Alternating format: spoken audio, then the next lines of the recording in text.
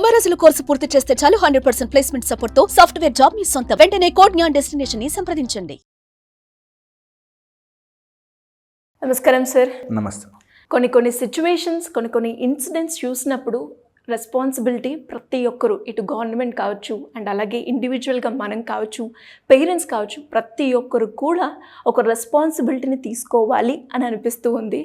And రీసెంట్గానే మనందరికీ కూడా తెలుసు, 13 years ఉన్న ఒక అబ్బాయి తన తల్లి ఫోన్లో పోర్న్ వీడియోస్ చూసి 5 ఏళ్ల చిన్నారిపై అత్యాచారానికి గురయ్యాడు అన్న వార్త మనందరికీ కూడా తెలిసింది.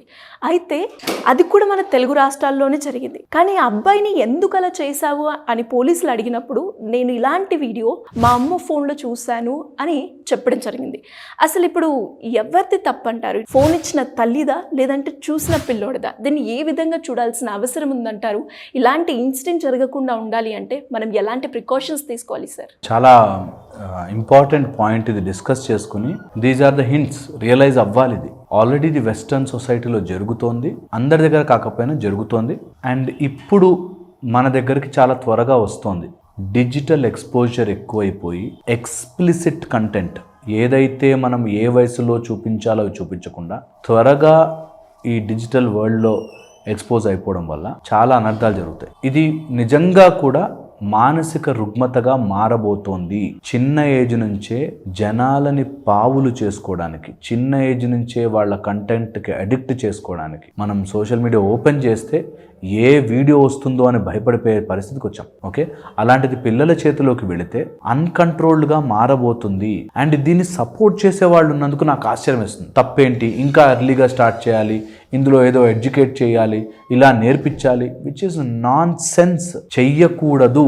At the age of 8 years, 7 years, 10 yearsకి నువ్వు అలాంటివి చూపిస్తే వాళ్ళ ఎమోషనల్ కంట్రోల్ వాళ్ళకు ఉండదు. కాబట్టి తప్పులు చేసే ఛాన్స్ ఎక్కువగా ఉంటుంది. ఒకటి పదే పదే చూస్తున్నాము అంటే దాన్ని చెయ్యాలి అనే కోరిక పుడుతుంది. ఎప్పుడైతే చెయ్యాలి అనే కోరిక పుడుతుందో వీక్ ఎవరున్నారు అని చూసుకుని వాళ్ళ మీద పడతారు. ఇది రియల్. ఇది ఎంత త్వరగా మనం రియలైజ్ అవుతే, ఇప్పుడు చిన్న పిల్లవాడు వాడు తప్ప పేరెంట్స్ తప్ప అనేది పక్కన పెడితే ఇది అందరి చేతిలోకి వెళుతోంది. ఇప్పుడు ఇంజనీరింగ్ కాలేజ్లో కూర్చుని చూసే పిల్లలు, అదేదో మంచి ప్రొఫెషనల్ ఎడ్యుకేషన్లో కూర్చునే పిల్లలు, వాడు రేపొద్దున పక్కనున్న అమ్మాయిని చూడడు అని ఏంటి గ్యారంటీ? చూసిన వాడు చూసినంత వరకు ఆగడు, వాడు చెయ్యాలనే ప్రయత్నం చేస్తాడు. చెయ్యాలనే ప్రయత్నం చేస్తాడు కాబట్టి ఎవడి మీద చేస్తాడు? వీక్ ఎవడున్నాడు, నా వీక్నెస్. ఎప్పుడు యొక్క హ్యూమన్ ఇన్స్టింక్ట్ తెలుసుకోవాలి. హ్యూమన్ ఇన్స్టింక్ట్ అర్థం చేసుకోవాల్సి అంటే డామినేట్ చేయడానికి, నా పవర్ నీ మీద చూపించడానికి జంతు స్వభావం లోపల తిరుగుతూ ఉంటుంది. ఒక జంతువుని చంపి తినేస్తున్నాము, ఎందుకు తింటాము? అది ఏం చేయలేదు కాబట్టి. ఏది అడవికి వెళ్ళి పులిని తినమని చెప్పండి చూద్దాం. ఎందుకు? అది వీక్ ఉంది కాబట్టి కదా. వాళ్ళు దానికి కావాల్సిన టెక్నాలజీ ఏర్పరచుకున్నాం కదా. ఒక సింహము జింకని చంపి తింటుంది ఎందుకు? To show it's dominance. అలాగే ఒక మగ వ్యక్తి ఆడదాని మీద డామినెన్స్ చూపించాలని ట్రై చేస్తాడు. ఎంత తాగుబోతు వాడైనా, ఎంత వేస్ట్ అయినా, ఇంటికి వచ్చి పెళ్ళ ముందు ఏమే అని చెప్పి వాడు ఓ పెద్ద గొప్పగా ఫీల్ అవుతాడు. ఈ సైకలాజికల్ డామినెన్స్ అన్ని లెవెల్స్లోనూ తీసుకొచ్చేస్తున్నారు. ఒక పాన్ కంటెంట్, ఒక అమ్మాయి అనగానే అట్లాగే చూపించాలి అని, టాయ్ లాగే చూపించాలి, అలాగే చూపించాలి అనేది కంటెంట్ పెరుగుతోంది. ఇది నిజం, పెరుగుతోంది. దీన్ని మనం పిల్లల నుంచి ఇప్పుడు దూరం పెట్టకపోతే, నేను ఇప్పుడు కాదు, నా ప్రీవియస్ వీడియోలో చాలా వీడియోలు చేశాను, ప్రతిసారి ఇలాంటిది బయటపడుతోంది. ఇది బయటపడుతున్న 1-2 బయటపడకుండా నోరు నొక్కుని ఎంతోమంది ఉన్నారు. అలా అమ్మాయిలు ఉన్నారు, బాధ అనుభవిస్తున్న అమ్మాయిలు ఎంతోమంది సైకలాజికల్గా డిప్రెస్ అయిపోయి వరిలోకి వెళ్ళిపోయి సొంత చెల్లిని, తల్లిని, కూతుర్ని, ఫ్రెండ్ని, ఇంటర్మీడియట్ ఇద్దరు ఫ్రెండ్స్ కలిసి అమ్మాయిని రేప్ చేస్తున్నారు. అంటే వాళ్ళు ఎక్కడ కంటెంట్ చూస్తున్నారు, ఎక్కడ అలాంటివి చేయాలనిపిస్తున్నాయి? న్యాచురల్ ఇన్స్టింక్ట్గా ఆ ఏజ్లో కొన్ని హార్మోనల్ చేంజెస్ వస్తాయి, వాళ్ళకి అలాంటి ఫీలింగ్ వస్తుంది. దాన్ని ఒక డైరెక్షన్లో పెట్టేంత వరకు, వాళ్లకు ఒక ఎమోషనల్ మెచ్యూరిటీ వచ్చేంత వరకు అలాంటివి చూపించకూడదు. చూపిస్తే ట్రై చేయాలనిపిస్తే వీక్ ఎవడున్నాడు చుట్టూ, వాళ్ళని ఎలా మనం టార్చర్ చేయొచ్చు అని ఆలోచిస్తారు. ఇదే అన్నిటికీ కారణం. ఎప్పుడైనా అలాంటిది వస్తుంది అంటే ఏదైనా ఇన్హిబిషన్, అరే నా తల్లిదండ్రులు తిడతారేమో, మా తాత ఏమైనా అంటాడేమో, నాకు బయట సొసైటీలో బ్యాడ్ నేమ్ వస్తుందేమో, నన్ను ఎవరైనా ఏదైనా అనుకుంటారేమో అనే ఒక భయం వల్ల ఆగుతారు. ఇన్హిబిషన్ రాకుండా ఉండడం కోసం మందు, సిగరెట్టు, డ్రగ్స్ ఇవన్నీ అలవాటు చేస్తున్నారు. ఏది ఇంకా ఆ భయం అనే ఇన్హిబిషన్ పోవడానికి. తాగితే ఎట్లా మాట్లాడతారు, ఇష్టం వచ్చినట్టు మాట్లాడతారు, పెద్ద చిన్న తేడా లేకుండా. ఎందుకు? ఒక ఇన్హిబిషన్ పోయింది. అలాగా ఇప్పుడు డిఫరెంట్ ఎక్స్పోజర్స్లోకి వెళ్ళిపోతున్నారు. ఇలా ఇన్హిబిషన్ పోతోంది అంటే దానికి గల కారణము ఫ్రీ లైఫ్. నా ఇష్టం చేస్తే తప్పేంటి, నువ్వు చేయలేదా, మీ అమ్మ చేయలేదా, మీ నాన్న చేయలేదా, లేకపోతే నీ అంకుల్ చేయలేదా, మీ పెద్దనాన్న చేయలేదు, ఈ టైప్లో అడ్డదిడ్డంగా వాగించడం మనం నేర్పిస్తున్నాం ట్రెండ్ చేసి. అందుకోసం దీన్ని త్వరగా మనం ఆపకపోతే ఇప్పుడున్న సొసైటీగా మనం ఫెయిల్ అయిపోయినట్టు. ఎలా సరే, ఎలాంటి ప్రికాషన్స్ తీసుకోవాలి? చాలా ఇంపార్టెంట్. ఫస్ట్, సెన్షువరీ ప్లెజర్స్ ఏదైతే ఉన్నాయో వాటిని కంపల్సరీగా ఒక అండర్స్టాండింగ్ వచ్చేంత వరకు దూరం పెట్టాలి. చిన్న ఏజ్లోనే అలవాటు చేయకూడదు, నెంబర్ 1.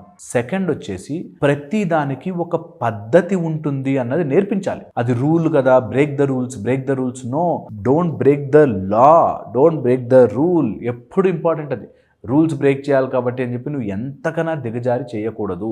కొన్ని వాటికి కొన్ని పద్ధతులు ఉంటాయి, అది రియల్. నువ్వు ఎవడి మీద పడితే అలా పడిపోలేవు, ఏది పడితే అది చేయలేవు, ఏది పడితే అది మాట్లాడలేవు, ఇది తప్పు అన్న ఒక రూల్ ఉంటుంది. ఇది రూల్ తగ్గట్టుగా బతకకపోతే నువ్వు నాశనం అయిపోతావు. ఈ రోజుల్లో థర్డ్ వెరీ ఇంపార్టెంట్ పాయింట్ చేస్తుంది, అన్ని అమంగళమైన పనులని మంగళకరంగా చూపిస్తుంటారు. అన్ని వేస్ట్ పనులన్నిటినీ చాలా గొప్పగా గ్లోరిఫై చేసి చూపిస్తుంటారు, విచ్ ఈజ్ రాంగ్. గ్లోరిఫై చేసి చూపించకూడదు. ఒక తాగుబోతులాగా హీరో, లేకపోతే ఒక రేపిస్ట్ లాగా హీరో చూపించకూడదు. అది గొప్ప విషయంగా చూపించకూడదు. That is wrong. Okay, and అది తప్పు అన్నది తెలియాలి. ఓకే, తప్పు చేస్తే దానికి పనిష్మెంట్ చాలా సివియర్గా ఉంటుంది అన్నది తెలియాలి. దాంతో పాటుగా ఇలాంటి వాళ్ళది సైకలాజికల్ ప్రాబ్లంగా ఉంటుంది కాబట్టి వాళ్ళకు ఒక కంపాషన్తో ట్రీట్మెంట్ ఇప్పించాలి. కొంతమంది పార్న్ అడిక్షన్స్లోకి పడిపోయి, తప్పుడు ఆలోచనలోకి పడిపోయి, అండ్ ఒక టైప్ ఆఫ్ అలవాట్లోకి వెళ్ళిపోయి బయటకు రాలేరు. వాళ్ళకి తెలుసు తప్పని, కానీ బయటకు రాలేరు. అలాంటి వాళ్ళని మనం ఖచ్చితంగా ట్రీట్మెంట్ ఇప్పించాలి, సైకలాజికల్ కౌన్సిలింగ్ ఇప్పించాలి. అది ఒక టైప్ ఆఫ్ అందరము కలిసిగట్టుగా చేయాల్సిన పని. That we will not expose children to that. Next generation పాడవకూడదు. నెక్స్ట్ జనరేషన్ మన భారతీయతను దాటి పిచ్చి పనులకి, లేకపోతే ఈజీగా వచ్చే ప్లెజర్లకి, చిన్న వాటికి ఎడిక్ట్ అవ్వకూడదు అన్నది తెలుసుకోవాలి. ఇది తెలియజేయాలి పేరెంట్స్గా మన అందరి బాధ్యత. అండ్ ఆ అబ్బాయి తప్ప, అమ్మ నాన్న తప్ప ఎక్స్పెక్ట్ చేయం కదా మనం ఫోన్లో అలాంటివి చూస్తాడని అని ఒక వర్షన్. అరే ఆ అబ్బాయి అలా చేశాడు కాబట్టి వాడిదే తప్పని ఒక వర్షన్. ఇది ఎవరి తప్పు అని తోసుకుంటూ కూర్చున్న రోజులు ఇరుక్కుపోతాం.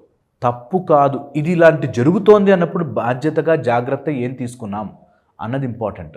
అండ్ ఎమోషనల్ డెవలప్మెంట్ చేయించాలి. పిల్లల్లో ఒక ఎమోషనల్ మెచ్యూరిటీ తీసుకురావాలి. ఒక type of control on your sensory pleasures తీసుకురావాలి. అండ్ ఎప్పుడైతే ఈజీగా దొరుకుతుంది అని చూస్తాడో హ్యూమన్ డామినెన్స్ అయిపోతుంది, దాని మీద చెయ్యాలి అనే కసి ఉంటుంది. అలా చెయ్యకూడదు అనేది ఒక మెథడాలజీలో తీసుకురావాలి. అది స్కూళ్ళలో నేర్పించాలి. అది వాళ్ళ చెయ్యి దాటిపోయాక వెనక్కి గుంజే కంటే ముందే దాన్ని నేర్పించగలిగితే చాలా బాగుంటుంది.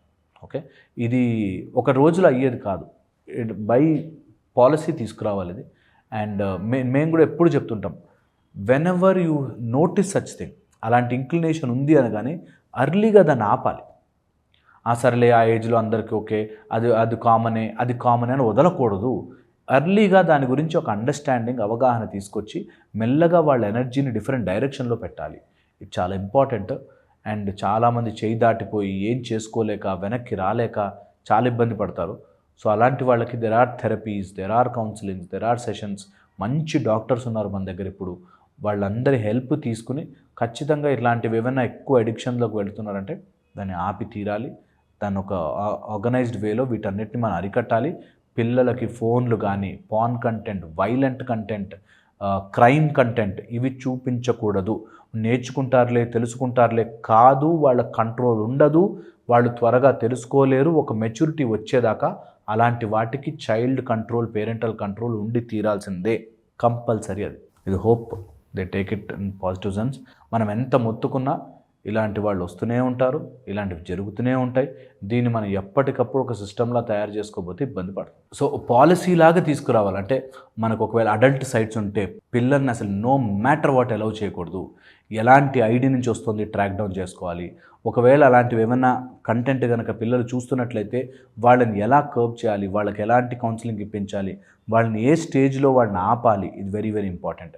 అండ్ నెక్స్ట్ వచ్చేసి ఈజీ అవైలబుల్ ఇలాంటి కంటెంట్ని మనం స్ట్రిక్ట్గా ఆపాలి కొన్ని రోజులు. వాళ్ళకి ఒక స్టేజ్ వచ్చాక it's natural evolution, human natural evolution. అది నేర్పించాల్సిన పని లేదు. ఓకే, సో అది మనం ఏదో పెద్ద నేర్పించాలి అలాంటివి అవసరం లేదు. ఒక స్టెప్ వాళ్ళ ఎమోషనల్ గ్రోత్ అయ్యాక దెన్ నేర్పించడము ఎమోషనల్. కానీ వెరీ ఎర్లీ ఏజ్ అలాంటివి ఎక్స్పోజర్లో ఫోన్లలో వచ్చేసి చిన్న చిన్న ఊర్లలో కంట్రోల్ ఉండదు, తెలియదు వాళ్ళకి. అలాంటి వాళ్ళప్పుడు అలాంటి ప్లేసుల్లో ఇప్పుడు ఇక్కడంటే కొంచెం ఎక్స్పోజర్ ఉన్నా మనకు పేరెంట్స్ అవి ఇవి తెలుసుకునే ఛాన్స్ ఉంటుంది. చిన్న గ్రామాల్లో ఈ ఫోన్ కంటెంట్ ఎక్కువైపోయి దానివల్ల వాళ్ళకి అక్కడ చిన్న గ్రామాల్లో ఎంత ఆర్గనైజ్డ్గా ఉంటారో, ఎంత బాగుంటారో, అలాంటి వాళ్ళ చేతుల్లో ఫోన్లు పడి ఈ ఫోన్ల ద్వారా అక్కడ కూడా చాలా ఎంత బ్యూటిఫుల్ సిస్టము ఆ చిన్న ఊర్లలో ఇలా జరుగుతుందని నాకు ఆశ్చర్యం వేస్తుంది. ఈ వీడియో అందరికీ కనువిప్పు కావాలి. ఫోన్లు ఇవ్వకూడదు, తిండి తినేటప్పుడు ఫోన్లు అలా ఇవ్వకుండా ఒక టైప్ ఆఫ్ సిస్టమ్ తీసుకొస్తేనే బెటర్గా ఉంటుంది అనిపిస్తుంది. డెఫినెట్గా సార్. అండ్ పేరెంట్స్ కూడా వాళ్ళు ఇచ్చినప్పుడు వాళ్ళతో పాటు కూర్చొని అంటే ఎంత టైం వాళ్ళు స్పెండ్ చేస్తున్నారో వాళ్ళతో టైం కనుక అంటే పేరెంట్స్కి కూడా చాలా రెస్పాన్సిబిలిటీ ఉంటుంది కాబట్టి పేరెంట్ రెస్పాన్సిబిలిటీ చాలా ఉంది. సో వాళ్ళు ఫోన్ ఇచ్చినప్పుడు వాళ్ళతో పాటు ఉండి మళ్ళీ తిరిగి తీసుకోవడం అన్ని లెవెల్స్లో. అందుకేనా అంటే అన్ని లెవెల్స్లో, at child level, at parent level, at society level, at films and mass level and at higher government policy level, international లెవెల్లో అన్ని లెవెల్స్లోనూ దీని గురించి బాగా ఆలోచించాలి.